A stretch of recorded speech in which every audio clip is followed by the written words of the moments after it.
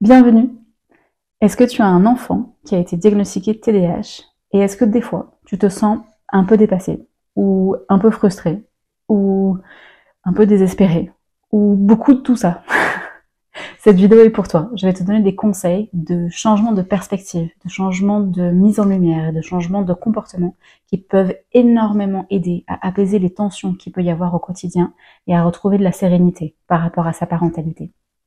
Le plus important comme changement de perspective, c'est de passer de mon enfant a un problème et il faut que je corrige ce problème à qu'est-ce qui se passe avec mon enfant qui fait qu'il a besoin de soutien et comment est-ce que je peux le soutenir. C'est pas du tout la même façon de voir les choses. En fait, souvent parce qu'on a été éduqué, la façon dont on a été éduqué, c'est-à-dire une éducation pour normaux typiques, il y a des choses qui marchent pas avec les enfants qui ont une neuroatypie, donc les enfants qui ont un diagnostic TDAH. C'est pas l'éducation qui est adaptée pour eux, ça marche pas avec la façon dont leur cerveau fonctionne. Et que ça crée frustration et ce sens de je ne peux pas y arriver. L'idée, c'est de se souvenir que il n'y a pas de problème avec l'enfant. L'enfant, il va très bien. En fait, il a juste un cerveau qui est différent, il n'y a rien à réparer. Il y a juste peut-être un retard sur les fonctions exécutives, donc une plus grande difficulté à s'apaiser au niveau des émotions, une difficulté à s'organiser, une difficulté à commencer une tâche ou à la finir, une difficulté à s'apaiser au niveau corporel avec un besoin de bouger extrêmement fort. Et quand on se souvient qu'il peut y avoir jusqu'à 30% de retard, c'est-à-dire 2, 3, 4 ans de retard chez certains enfants sur certaines de ces fonctions exécutives, mais pas toutes, ça permet de se rappeler que c'est pas parce que l'enfant ne veut pas, c'est pas parce que l'enfant est bête, c'est pas parce que l'enfant est paresseux, c'est pas parce que l'enfant n'est pas respectueux qu'il y a une difficulté à faire des comportements. C'est probablement parce qu'il y a un souci avec la façon dont son cerveau se régule, s'organise, communique. Et donc, s'il y a une attente pour un enfant de 10 ans, peut-être que pour cet enfant-là, qui a un TDAH et qui a du mal, vaut mieux se souvenir que peut-être que je devrais faire comme s'il avait 7 ans en fait. Et en se souvenant qu'il y a ce décalage-là, même si l'enfant peut être brillant sur certaines autres choses et y arriver super bien sur certaines autres choses, sur certains autres plans, il y a du soutien à offrir. Et donc, quand il y a un comportement qui est considéré comme étant inapproprié ou épuisant ou difficile à accompagner, de se souvenir, c'est pas qu'il fait exprès, c'est pas qu'il a un problème, c'est qu'en fait, il a besoin de soutien. C'est qu'il y a soit une dysrégulation parce qu'il y a eu trop. Donc il y a trop de sensorialité, il y a du trop plein, il y a trop d'émotions, il y a eu trop d'informations, il y a du trop, et du coup il y a une dysrégulation, le système nerveux n'y arrive plus, il y a un blocage là au niveau du cerveau préfrontal qui gère les fonctions exécutives, ça s'éteint et l'enfant n'y arrive pas. Et ça peut être soit une grosse crise, soit il n'y a plus du tout accès et il est ralenti et il n'arrive pas à avancer. Ça c'est parce qu'il y a eu un trop plein de nerveux en fait, c'est pas de sa faute, il n'y a pas de problème avec l'enfant, c'est juste qu'il a besoin de soutien, d'apaisement, de repos, de calme, là on fait une pause. Ou alors peut-être que tout simplement il n'a pas encore une compétence, il lui manque la compétence d'initier quelque chose, quand il n'y a pas tous les outils qui sont apportés. Et c'est trop compliqué de se dire il faut que je fasse A, mais pour faire A il me manque B, C et D et je les ai pas, et donc on me demande de faire A mais je peux pas, et il est bloqué. Et c'est pas encore évident pour lui de se rendre compte que ah mais si j'avais B, C et D, je pourrais faire A en fait. Donc il manque une compétence peut-être. Ou alors une autre hypothèse, dans le cas où il y a un comportement qui est difficile comme ça, peut-être qu'il y a un besoin qui n'a pas été satisfait, que l'enfant a besoin de quelque chose et qu'il peut pas y arriver sans ce dont il a besoin. Peut-être qu'il a besoin d'un câlin, peut-être qu'il a besoin de se sentir mieux, peut-être qu'il a besoin de passer à autre chose par rapport à ce qui se passait avant. En tout cas, le comportement enquiquinant, on va dire, ne veut pas dire qu'il y a un problème avec l'enfant, mais veut certainement dire qu'il a besoin de soutien pour quelque chose. Ce changement-là, ce changement de perspective-là, est celui qui apaise le plus les tensions dans le cadre familial quand il y a un enfant avec un TDAH.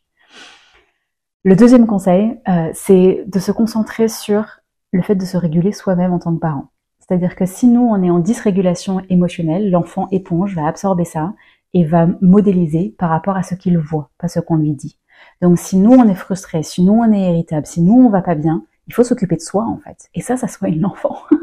Parce qu'on lui montre en s'occupant de soi, en respirant, en ralentissant, en faisant une pause, en disant là je peux plus gérer, je vais faire une pause. En allant se balader dans la forêt, en ayant des moments rien que pour soi, on montre à l'enfant comment faire. On lui enseigne à se réguler. Et en lui enseignant à se réguler, en plus, on atteint un espace où on va mieux parce qu'on a rempli ses batteries de ce qu'on est capable de supporter et après on peut aller s'occuper de l'enfant de façon apaisée. Il va sentir cet apaisement et on va être en action avec l'enfant et pas en réaction par rapport à l'enfant. Le troisième conseil, c'est de se concentrer sur les petits progrès plutôt que sur la perfection et sur le but à atteindre. En se souvenant que le but d'un parent n'est pas de faire en sorte que son enfant ait fini le marathon à 6 ans, mais plutôt qu'il soit une personne épanouie, capable d'autonomie, plutôt pour 26 ans dans notre société actuelle. Et donc on a du temps. Et donc c'est ok si aujourd'hui l'enfant n'arrive pas trop à initier ses devoirs tout seul.